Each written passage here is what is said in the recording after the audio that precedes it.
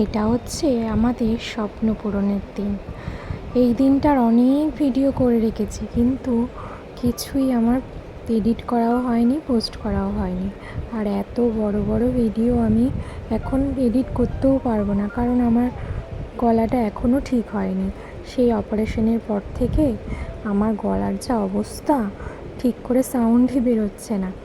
তো দেখো, গৃহপ্রবেশের পুজোর প্রথম এই নিয়মটা ভীষণ সুন্দর ছিল। আমার তো জীবনে এগুলো ফার্স্ট ঘটলো, আমার ভীষণ ভালো লাগছিল। তো এই নিয়মটা হওয়ার পরে তারপরে পুজো শুরু হয়। তো প্রথমেই কুলো নিয়ে ঘুরতে হবে, ঘুরে তারপর কুলো আর কলসি নিয়ে ঘরে ঢোকার নিয়ম। তো যেহেতু কুলোটা প্রচণ্ড একটুখানি পাতলা টাইপের ছিল, নড়বড়ে, তো সেই জন্য আর কুলো আর কলসি নিয়ে ঢোকা আমার হয়নি। তাই ঠাকুরমশাই বললেন আগে কুলোটা রেখে এসো, তারপরে আবার কলসিটা রাখবে।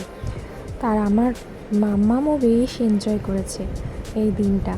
দেখো, ও বেশ মজা পাচ্ছে আমাদের সাথে এইভাবে ঘুরে। তো যাই হোক, আরও অনেক অনেক সুন্দর সুন্দর ভিডিও আছে, পুরো পুজোর ভিডিও আমার কাছে আছে, কিন্তু কিছুই আমি শেয়ার করতে পারছি না, কারণ ওই যে বললাম এডিটই করতে পারছি না। শুধু গৃহপ্রবেশের না, আমার ফোনে প্রচুর প্রচুর ভিডিও করা আছে। ভেবেছিলাম সব ভিডিওগুলো আমি এডিট করে করে সব পোস্ট করব, কিন্তু ওই যে আমার অপারেশনটা, তারপর থেকে গলার ভয়েস যা অবস্থা, এখন তো তাও অনেকটা ভালো, মানে আওয়াজ বেরোচ্ছে। এর আগে তো আওয়াজই ছিল না গলাতে।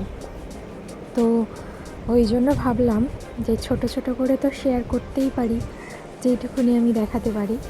তো দেখো, এটা হচ্ছে প্রথম নিয়ম গৃহপ্রবেশে।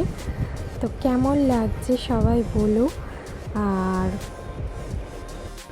এরপরে আমি বাকি ভিডিওগুলো দেওয়ার চেষ্টা করব। সেদিন অনেকে এসেছিল, আমার অনেক কাছের মানুষরা, আমার আত্মীয় স্বজনরা, বন্ধুবান্ধবরা।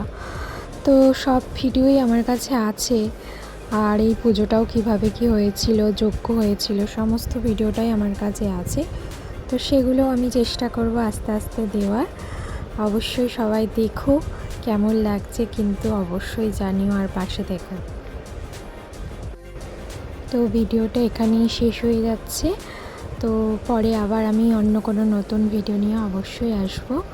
আমার কাছে প্রচুর প্রচুর ভিডিও জমা পড়ে রয়েছে।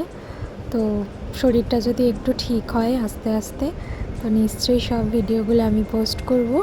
অবশ্যই তোমরা দেখো। টাটা।